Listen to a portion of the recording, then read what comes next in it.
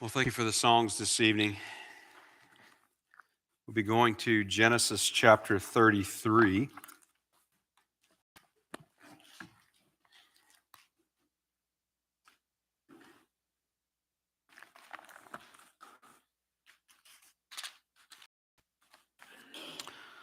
So, in our series through the book of Genesis, number 34, and the title of this message is Happy Ending.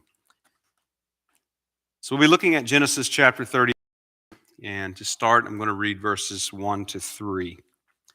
And Jacob lifted up his eyes and looked, and behold, Esau came, and with him 400 men.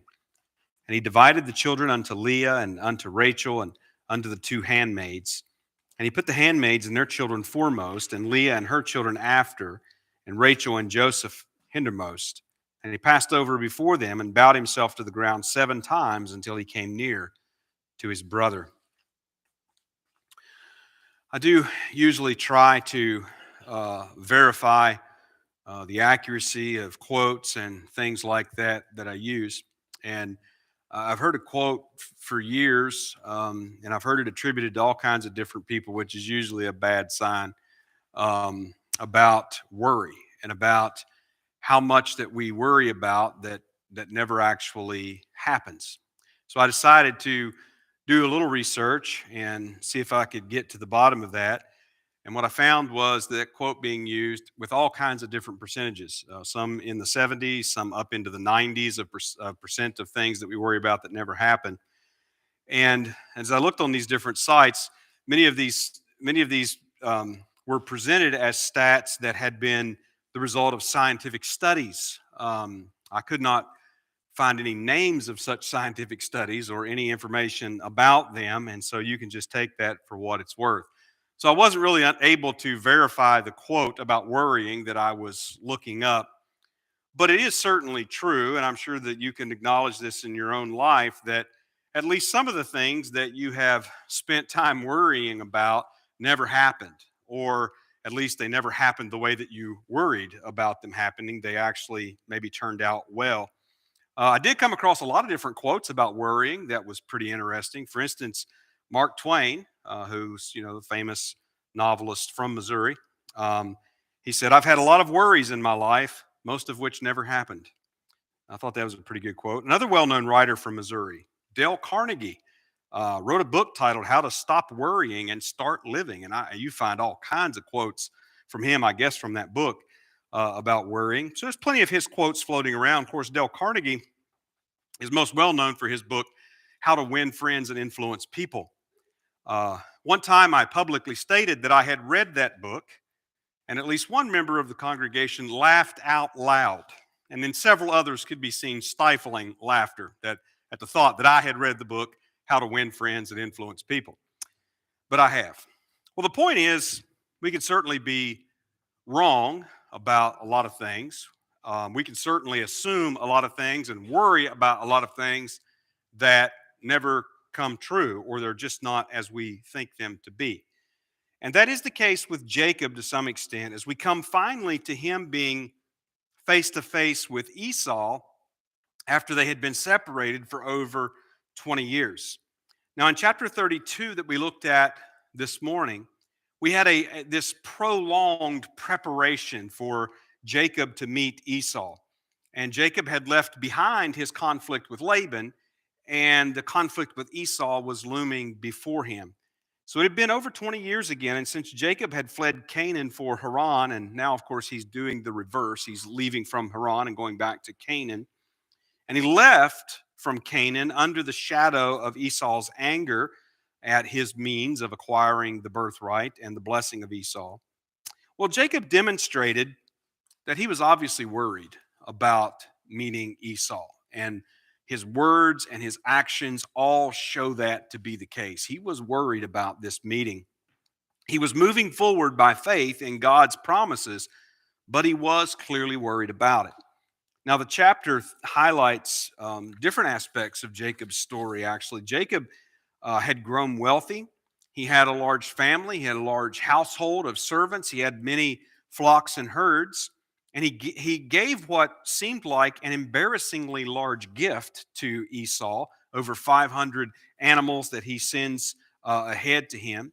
So Jacob had clearly also grown in faith, as his prayer and his encounter with the Lord show in chapter 32. Now, the beginning of that chapter refers to the camp of the Lord's army of angels, foreshadowing obviously Israel's encampment and journeys through the wilderness. But here in chapter 32, it also serves as a visible reminder that God is with Jacob. God has been with Jacob, and God will be with Jacob.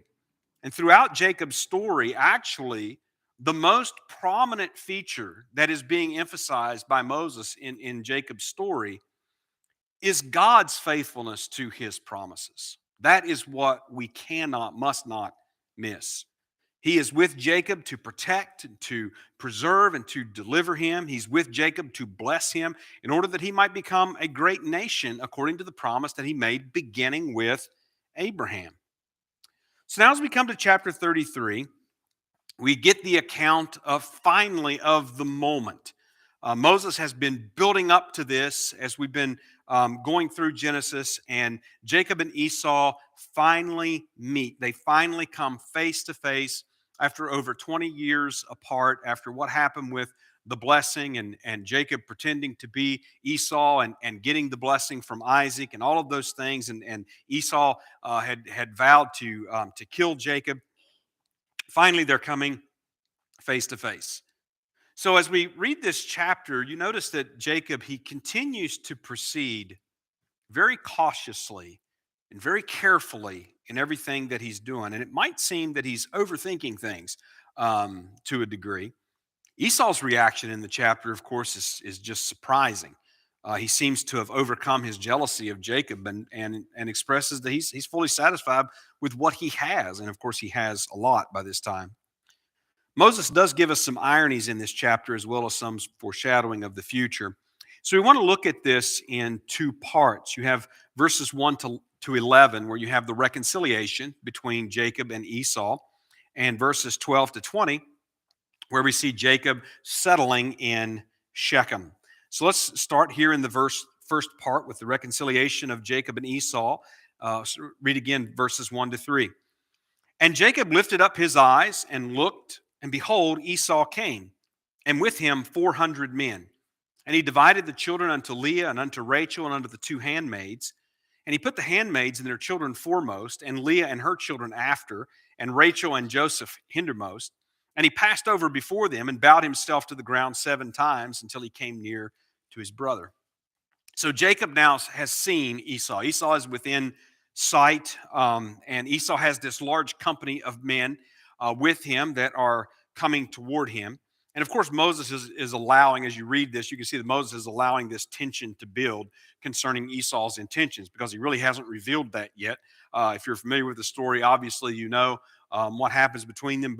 But at this point, if you're reading it and you're unaware, that tension is just building up as they keep getting closer and closer, and it almost seems like it's been drawn out, or at least slowed way down at this point in the account. And Jacob seems to be still worried about this meeting at this point, and he further divides his family up. Now that Esau is within sight, 400 men that are with him, and you have to remember that Esau was not a farmer. Esau was not a shepherd. Esau, that's not how that he has gained his wealth. Esau was a hunter. Esau was no doubt something of a warrior. And the prophecy that went on Esau from Isaac was that he would live by the sword. And so that is how he has accumulated his wealth. And so he's coming with a band of armed men, a large company of armed men. And Jacob is still very worried about this, so that he divides his family up further. And of course, Moses points out for us that Jacob makes this arrangement so that you have the handmaidens are first with their children, and then Leah, and then finally at the end you have Rachel and Joseph in that last spot, which presumably would have been the safest spot if they're heading toward each other to meet. So Jacob himself, though, now he goes out in front and he's going to go out and to meet Esau ahead of the procession of his family behind him. And the word that's used here for bowing is actually a word that indicates him being down, bending down, forehead to the ground. It is obviously a subservient act. It is an act of deference. He bows 7 times, Moses points out, which most likely was showing a customary deference that a servant would show to a master in those cultures in that time. So his actions demonstrate that there has been a change in Jacob. And obviously, he has no desire to fight against his brother. I mean, everything that Jacob has done has been to prepare for the worst and sort of to hope for the best. He's hoping that his brother can be appeased and there not be any conflict between them. But he's preparing for that worst case scenario if there is. And this is also somewhat ironic that Jacob comes bowing before Esau. If you go back to the blessing in chapter 27 and verse 29, when Isaac blessed Jacob, thinking that he was Esau, one of the prophecies of that blessing was that the nations and his mother's sons would bow down to him, to Jacob. So the blessing that he received and the prophecy that came on Jacob at that time was that essentially your brother will be bowing to you, and here he is bowing to Esau instead in hopes of reconciling with him. And Jacob is he seems to be fully sincere and ready to take even a subservient role to his elder brother if that needs be. Look at verses 4 to 7. And he commanded them, saying, "Thus shall." I'm sorry, wrong chapter. Chapter 33, verse 4. And Esau ran to meet him and embraced him and fell on his neck and kissed him, and they wept. And he lifted up his eyes and saw the women and the children and said, "Who are those with thee?" And he said, "The children which God hath graciously given thy servant." Then the handmaidens came near, they and their children, and they bowed themselves. And Leah also with her children came near and bowed themselves. And after came Joseph near and Rachel, and they bowed themselves.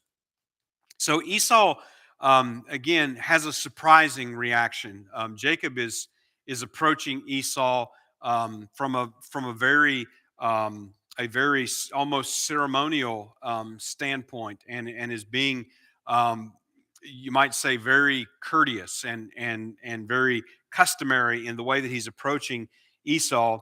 Esau doesn't stand on any ceremony. Esau doesn't worry about any custom. He runs to meet Jacob. And the word that's used there means that he just rushed forward to meet his brother. And he acted the part of a family member after a long absence. He hugs his brother. He kisses his brother. And the two men weep with one another at this reunion between them. And again, a very surprising action on the part of Esau.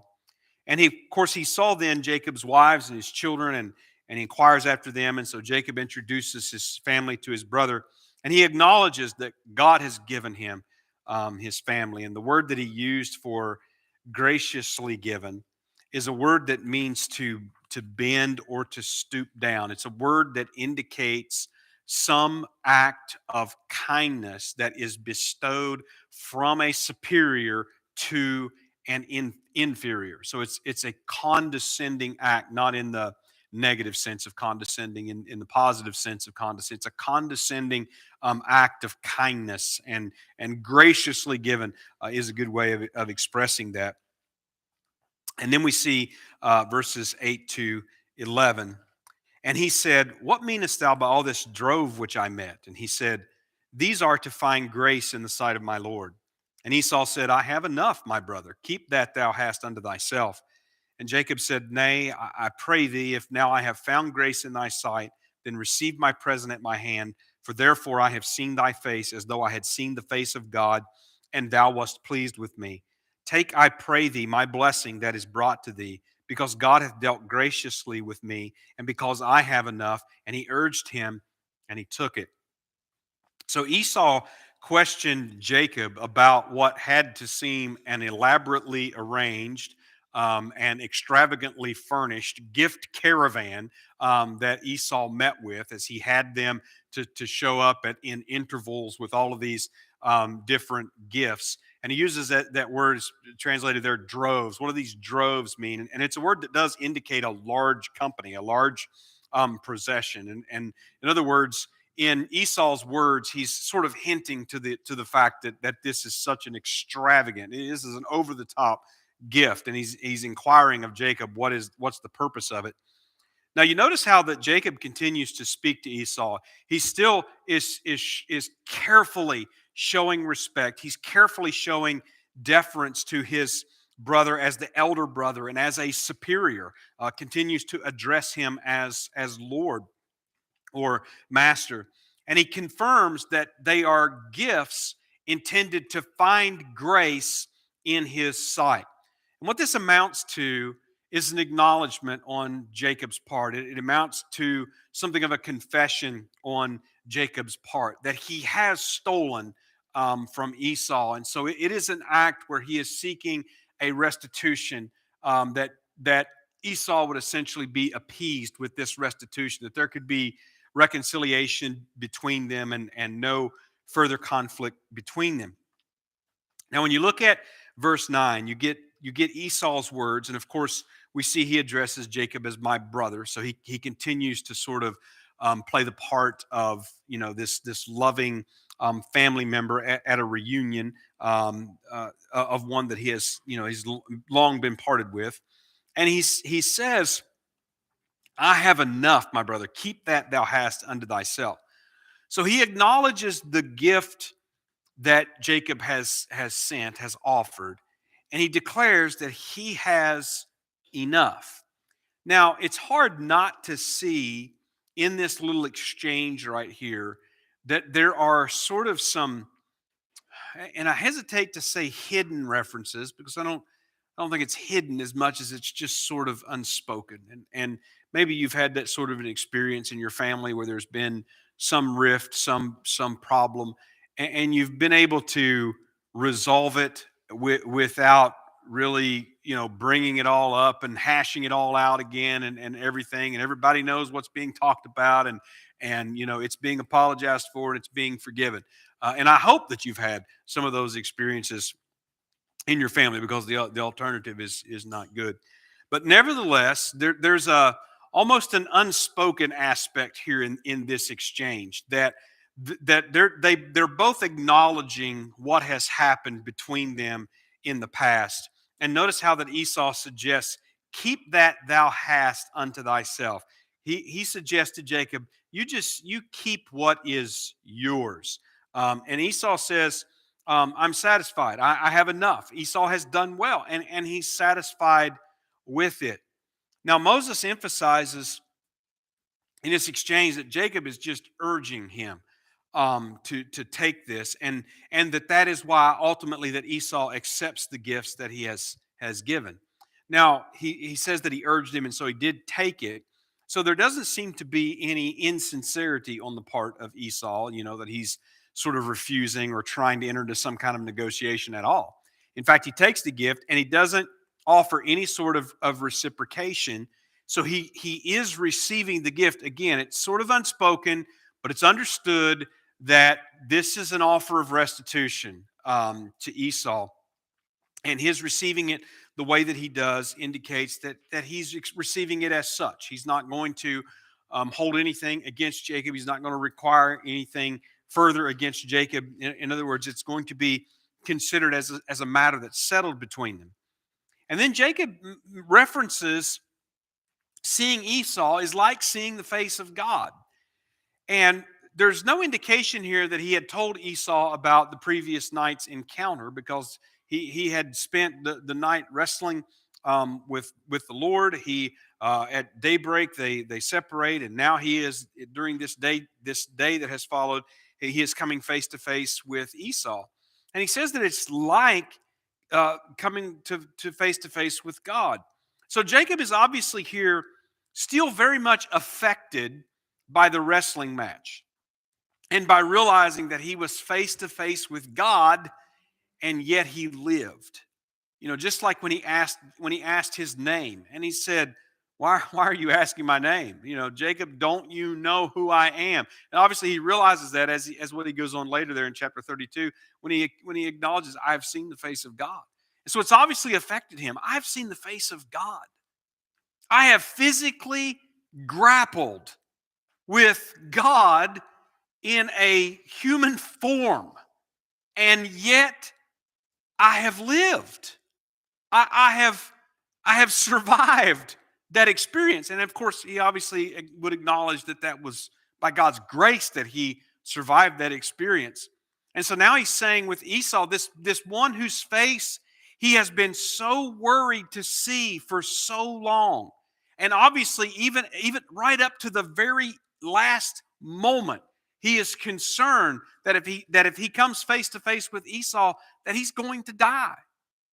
And so he has survived. So he's making a comparison here, that seeing Esau's face in this encounter that he had with the Lord, because he has lived. He has been spared. In other words, I would think it would be another acknowledgement, like what we have previously seen, that he would say, I'm not worthy. In other words, this is a grace that I have received beyond all expectation, that I have seen the face of God and lived, and now I have seen the face of Esau and have lived.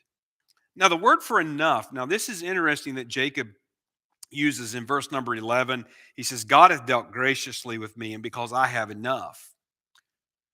That's actually a different word than the word in the Hebrew that Esau used for enough. And the word that Jacob uses for enough here, it is a stronger word. It indicates something to the effect of, I have it all. I have everything. Not just I have enough, I'm satisfied, I'm content. I have everything. I have it all. And of course, this is the result of God's grace, as he is saying. Now, Jacob is not here attempting to one up Esau. Esau says, just keep your gift. I appreciate it. I have enough. I'm very well taken care of. I have enough. I don't need it. And so Jacob's in turn saying, well, you have enough, but I have it all. Well, it's not that Jacob is trying to one up Esau by a comparison of wealth, but what Jacob is acknowledging here actually is by faith, because he's acknowledging that God has given him something far beyond earthly wealth, and that there's nothing that could be given to him greater than that. What could be added to me? In a sense, Jacob is saying, I have it all. God has dealt graciously with me. I have it all. What could be added? What more could I receive? Or what could Esau or anyone else on the earth offer that would be better or more than that? So Jacob has learned contentment. And again, he is here showing how that he is resting in the promises of God. Again, it's not a competition between him and Esau at this point, but an acknowledgement of God's grace. And I would go to say, based on the previous chapter as well, as an acknowledgement of Jacob's unworthiness. And I think he has shown that in his attitude toward his brother, toward his humility and a repentant attitude even that he has shown. So, having reconciled with Esau, then we come to the second part of the chapter, which shows ultimately their parting and Jacob settling in Shechem. Let's look at verses 12 to 16. And he said, this is Esau speaking to Jacob, let us take our journey and let us go, and I will go before thee. And he said unto him, my Lord knoweth that the children are tender, and the flocks and herds with young are with me, and if men should overdrive them one day, all the flock will die. Let my Lord, I pray thee, pass over before his servant, and I will lead on softly according as the cattle that goeth before me, and the children be able to endure until I come unto my Lord unto Seir. And Esau said, well, let me now leave with thee some of the folk that are with me. And he said, what needeth it? Let me find grace in the sight of my Lord. So Esau returned that day on his way unto Seir. So Esau offers now to escort Jacob to his home in Seir. And Jacob, you notice he still is being very careful He's being very respectful and deferential toward his older brother. And he is delicately declining this offer that Esau has made. And he cites the fact of his herds with the young and with his family, with his wives and children, and so on. And they have need to travel much slower than what Esau and his company can and will travel. So Esau offers then to leave some men with him. Well, I can leave you some men. They can go with you, sort of be an armed guard and an escort to see you safely through this country. And Jacob delicately refuses this offer as well. Now, as we read this part, it's not clear why Jacob refuses these offers. It could be that he wanted to be careful that he would not be indebted to Esau in any way now that they were square, so to speak.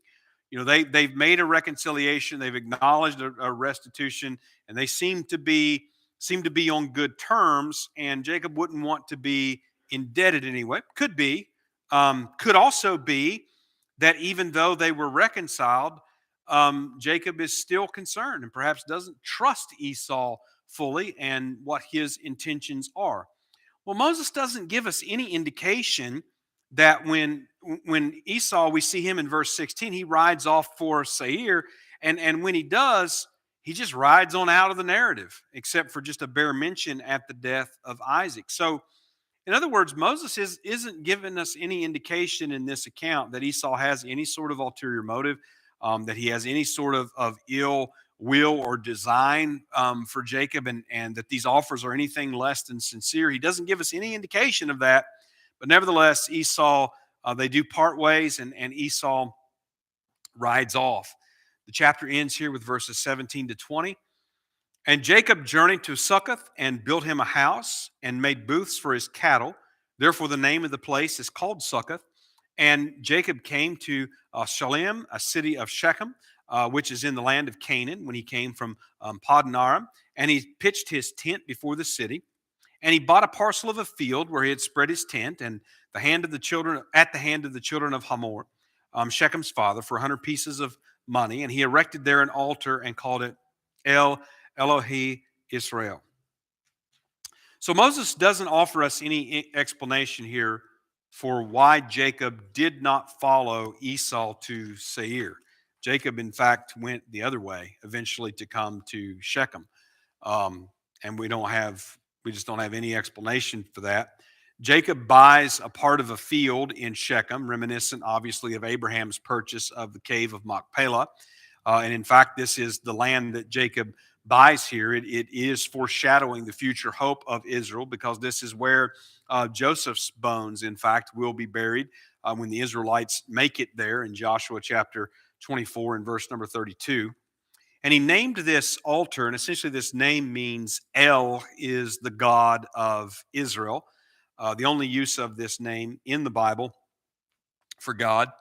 And his settling in Shechem also sets up events to come. And it's just sort of as we think ahead, Jacob's life is certainly not clear of conflict, even though this has been a better than hoped for resolution with Esau. He still yet has many, many hard days in front of him. So as we think about chapter 33, and you look at it on the surface, the story here of Jacob and Esau has a happy ending. Jacob showed a lot of worry and a lot of concern about meeting Esau. And it appears here as if perhaps it was mostly unnecessary on Jacob's part. The change in Esau is surprising, and it's really against reasonable expectation. With all the care and the trouble that Jacob went to, he obviously was not expecting this reaction from Esau. So it would seem that Jacob was expecting, at worst, there to be a fight, there to be some sort of battle, or at least there to be some sort of extreme negotiation, that Esau would want some sort of a settling of accounts with Jacob. And maybe he thought he might be heading for some sort of a covenant like he ended up having with Laban, where they didn't exactly part on good terms, but sort of had agreed to cease hostilities toward each other. So instead, Esau acts like a brother, happy to see Jacob, willing to let the past be in the past, to consider things as good. Moses, again, didn't give us any indication that Esau had an ulterior motive or was acting in any way untrustworthy or insincere. He just doesn't give us that indication at all. And so Jacob and Esau seem to part on good terms. And God has brought Jacob back peacefully to the land of promise, just as has been promised. So again, the story of Jacob and Esau here has a happy ending and a reconciliation between the brothers, and at least the salvaging of some sort of a relationship between them. But this ending is the ending of Esau's story. Really, he doesn't really appear or figure into the narrative much. I mean, he has a brief appearance there at the death of Isaac, but he really doesn't figure into the account after this, as Jacob and his family will be the main focus of the rest of the book of Genesis. So this is the ending of Esau's story, and though in some ways it's happy, it's also not without sadness. It seems that Esau had changed, and he expressed to Jacob that he was satisfied, that he had enough in what he had received. In other words, he has no reason to be jealous of Jacob. He has no reason to covet anything that was Jacob's, no matter how he had come by it. He has no reason to want and desire all that. So in that case, that seems very positive. That seems like progress on the part of Esau. But we have to remember that Moses commented earlier concerning the birthright in chapter 25 and verse number 34 that Esau despised it. And the writer of Hebrews wrote in Hebrews chapter 12, verses 14 to 17, "Follow peace with all men and holiness, without which no man shall see the Lord, looking diligently lest any man fail of the grace of God, lest any root of bitterness springing up trouble you, and thereby many be defiled, lest there be any fornicator or profane person as Esau, who for one morsel of meat sold his birthright. For ye know how that afterward, when he would have inherited the blessing, he was rejected, for he found no place of repentance, though he sought it carefully with tears." So Jacob may have, in the earlier part of this account, been mostly interested in material wealth, but Jacob had come to understand the true value of God's blessings. When he said that he had everything, he had it all. He had come to understand the true value and nature of God's blessings. And so the sad ending is that Esau wanted no part of Abraham's faith. He despised the birthright. The writer of Hebrews called him a profane and unrepentant person. So even though he had perhaps experienced some personal growth and some personal satisfaction at the wealth that he had gained, so that he no longer needed to compete with Jacob, it really is a sad statement when Esau says, "I have enough." Because we know what he didn't have, and what he didn't have was faith. And even though we can look at Jacob and we can find all sorts of flaws and problems with him, the Bible clearly shows us that he did believe. He did have faith. He did come to understand the true nature of God's blessings and valued it more than earthly wealth. Esau wanted no part of Abraham's faith, and he was satisfied to have enough of this world's goods. And this is actually what Moses would end up warning that second generation of Israel on the plains of Moab about. And he wrote this in Deuteronomy chapter 8, verses 7 to 17. "For the Lord thy God bringeth thee into a good land, a land of brooks of water, of fountains and depths that spring out of valleys and hills, a land of wheat and barley and vines and fig trees and pomegranates, a land of oil, olive, and honey, a land wherein thou shalt eat bread without scarceness. Thou shalt not lack anything in it. A land whose stones are iron, out of whose hills thou mayest dig brass. When thou hast eaten and art full, then shalt thou bless the Lord thy God for the good land which he hath given thee. Beware that thou forget not the Lord thy God in not keeping his commandments and his judgments and his statutes which I command thee this day, lest when thou hast eaten and art full, and hast built goodly houses and dwelt therein, and when thy herds and thy flocks multiply, and thy silver and thy gold is multiplied, and all that thou hast is multiplied, then thy heart be lifted up, and thou forget the Lord thy God, which brought thee forth out of the land of Egypt from the house of bondage, who led thee through that great and terrible wilderness wherein were fiery serpents and scorpions and drought, where there was no water, who brought thee forth water out of the rock of flint, who fed thee in the wilderness with manna, which thy fathers knew not, that he might humble thee, and that he might prove thee to do thee good at thy latter end. And thou say in thine heart, my power and the might of mine hand hath gotten me this wealth. Well, Jacob had obviously been humbled, even though God had blessed him greatly. He had been humbled, and he thanked God, recognized, acknowledged that it was God's grace that had brought this to him undeservedly. Whereas on the other hand, Esau had a good house, had good food, seemed to have enough of this world's goods that he just didn't have to worry about it in life. And sadly, he forgot the Lord God of his father Isaac and of his father Abraham. And again, this is exactly what Moses warned that generation of Israel.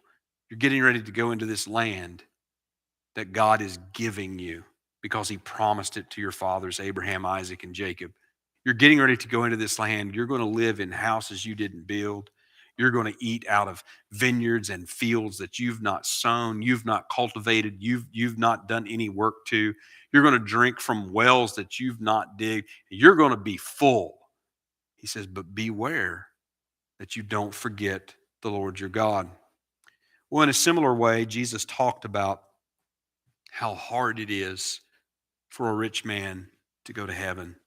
Matthew chapter 19, verses 23 to 24. And it really should, if we think about this properly, it really should give us also a new appreciation for the trials of the Christian life. We've talked about as we've been going through how that there's so much conflict and there's so much hardship and there's so much difficulty. And on one hand, you might say, well, that's some blessing, some blessing that they have received. And again, Jacob still has many, many dark days ahead of him to where he will come to stand before Pharaoh and say, few and evil have the days of my life been. And he's telling a true story. Well, it should give us a new appreciation for those trials. Where might we be and what might be our endings if everything were smooth and easy for us and we were always full and always thought we had enough of this world's goods? Well, just like Moses said, beware, beware. All right, that's all of our message for this evening. We will close with a hymn.